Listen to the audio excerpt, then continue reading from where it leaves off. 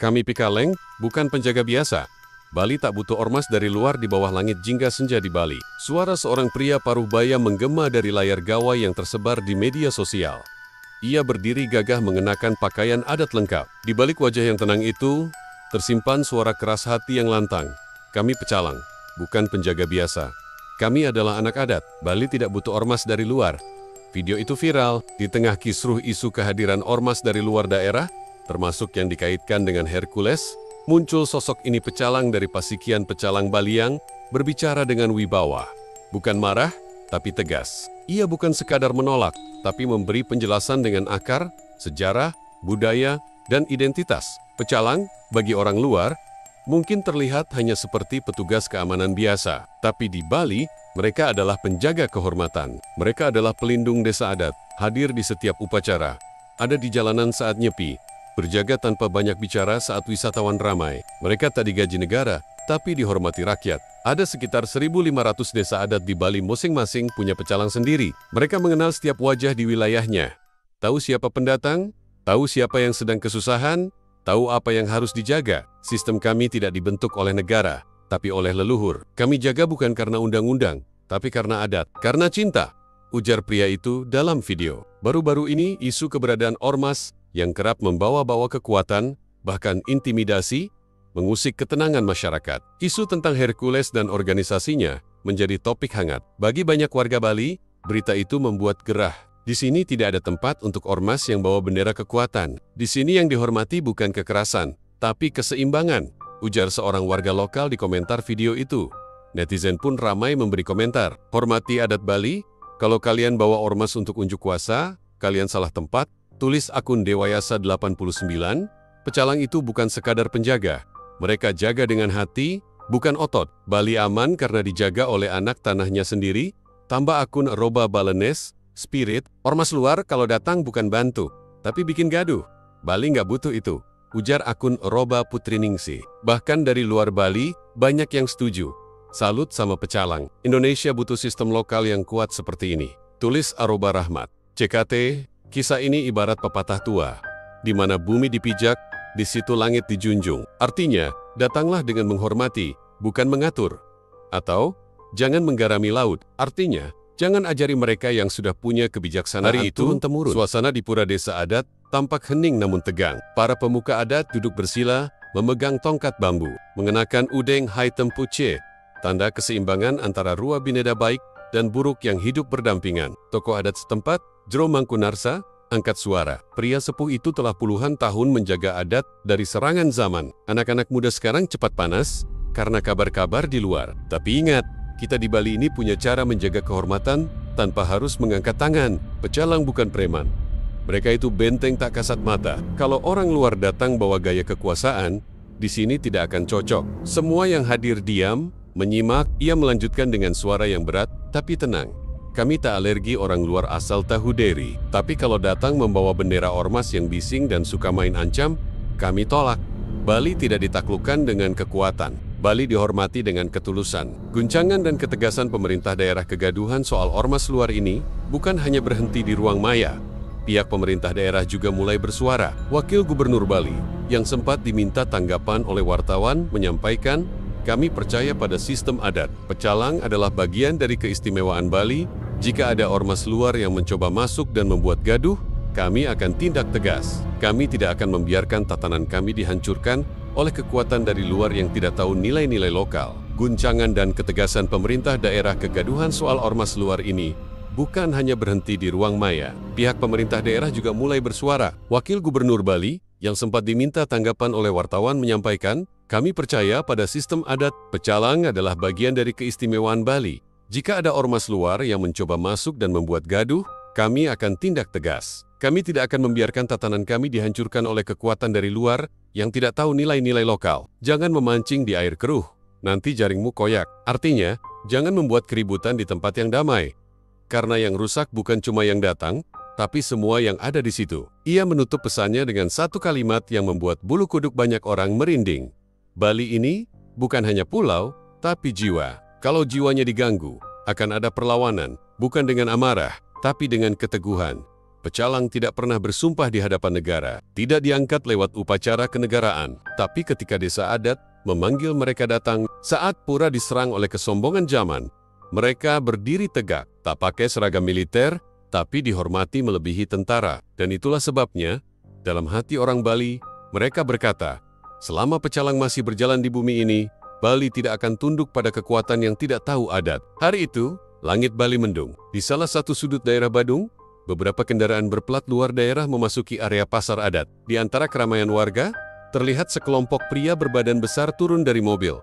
Wajah mereka asing, gaya bicara mereka keras. Mereka menyebut diri pengaman lingkungan, tetapi warga sudah mulai gelisah. Aiwayan Suta, seorang pecalang muda yang sehari-hari menjaga pasar itu, memperhatikan dari kejauhan. Ia tak banyak bicara, hanya mengangkat walkie-talkie dan memberi kabar. Ada gerakan tidak biasa di timur pasar. Orang luar, gaya preman, tidak pakai sopan. Tak butuh waktu lama, 4 pecalang lainnya datang. Berjalan perlahan, bersarung hitam, mengenakan udeng. Mereka tidak membawa senjata. Mereka membawa wibawa. Salah satu pria asing mendekat, mencoba menanyakan izin menjaga area ini. Tapi Wayan menjawab datar. Tempat ini bukan sekadar pasar. Ini ruang adat. Kalau ingin bantu menjaga, silakan tanya ke pendesa. Kalau datang dengan gaya menekan, lebih baik balik kanan. Pria asing itu tersenyum sinis. Kami ini ormas legal, punya surat lengkap. Wayan tetap tenang. Suratmu mungkin legal di kertas, tapi tidak sah di tanah ini. Kalau adat tak mengizinkan. Tiba-tiba, dari arah pura kecil, belasan pecalang berdatangan. Warga mulai keluar rumah, berdiri diam. Suasana menjadi berat.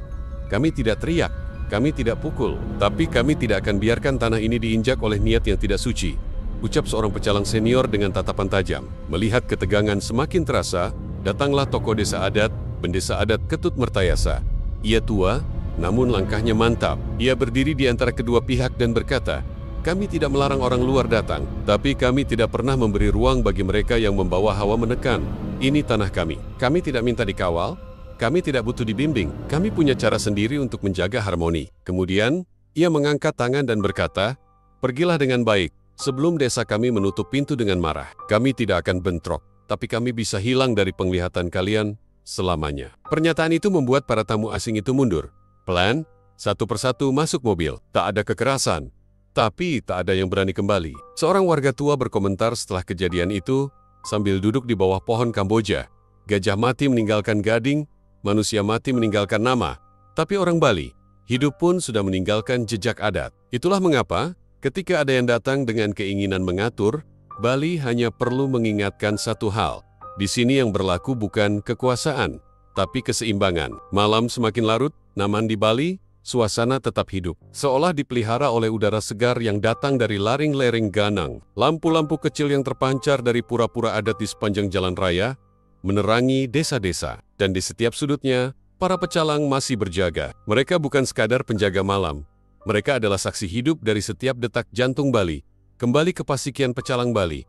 Malam itu, di sebuah pendapa sederhana, para pecalang berkumpul, berbincang, dan menyusun strategi untuk menjaga wilayah mereka. Mereka tidak takut, meskipun ketegangan yang baru saja terjadi masih terasa di udara. Bali tak hanya milik kita yang lahir di sini. Bali adalah tempat suci bagi siapa saja yang datang dengan hati yang bersih. Tapi kalau ada yang datang dengan niat yang salah, kita tidak bisa diam, ujar seorang pecalang muda, Made Dewa. Di antara mereka, ada Jero Wayan, seorang pecalang senior yang sudah berpuluh tahun berdiri di garis depan menjaga Bali. Matanya yang tajam dan sikapnya yang tenang membuatnya dihormati oleh banyak orang. Ia mengenang bagaimana pada masa muda, ia diajarkan oleh para leluhur tentang pentingnya menjaga keseimbangan antara dunia fisik dan spiritual. Dulu, kami dijaga oleh orang-orang tua kami. Mereka berkata, Bali ini bukan tanah yang bisa dijual, bukan tempat yang bisa dibeli dengan kekuatan. Kami adalah penerus mereka, dan kami akan menjaga Bali dengan cara yang sama. Cerita Jero Wayan menyandarkan diri pada tongkat bambu yang sudah usang namun penuh makna. Hari itu, seorang wisatawan asal Jakarta, Rian, yang baru pertama kali berkunjung ke Bali, terkesima oleh suasana yang tak pernah ia bayangkan. Saat mengunjungi sebuah desa adat di Ubud, ia mendengar tentang keberadaan pecalang yang menjaga desa-desa dengan penuh dedikasi. Saya pikir Bali hanya soal pantai dan wisata, tapi ternyata ada dunia lain di sini yang lebih dari sekadar keindahan. Ketika melihat pecalang berjalan dengan tenang, saya merasa ada sesuatu yang lebih besar. yang mereka jaga. Seperti ada perlindungan yang tak terlihat di balik setiap langkah mereka. Ujar Rian dalam perjalanan pulangnya. Ia bertemu dengan beberapa warga desa yang bercerita tentang bagaimana pecalang bukan hanya sekadar penjaga, tetapi juga pembimbing bagi wisatawan yang datang ke Bali. Pecalang itu bukan hanya untuk menjaga ketertiban, tapi mereka juga mengajarkan kami tentang adat dan tradisi. Mereka menunjukkan jalan yang benar, bahkan bagi orang asing sekalipun, cerita seorang warga desa, Ibu Ayu, kepada Rian. Rian, yang terduduk di sebuah warung kopi sederhana, merenung sambil memandangi para pecalang yang bergerak melalui jalan desa. Ia tersenyum dan mengingat sebuah peribahasa Bali yang pernah didengarnya. Semuanya ada waktunya, dan jika kita bisa mendengar, kita akan tahu kapan waktunya untuk diam, kapan waktunya untuk berbicara. Peribahasa ini menggugah hati Rian. Ia menyadari bahwa Bali bukan hanya sekadar tempat wisata. Bali adalah tempat yang dipenuhi oleh cerita, tradisi, dan kekuatan yang dijaga dengan penuh rasa tanggung jawab oleh masyarakat lokal, terutama oleh para pecalang yang tak pernah terlihat sibuk, namun selalu hadir saat dibutuhkan.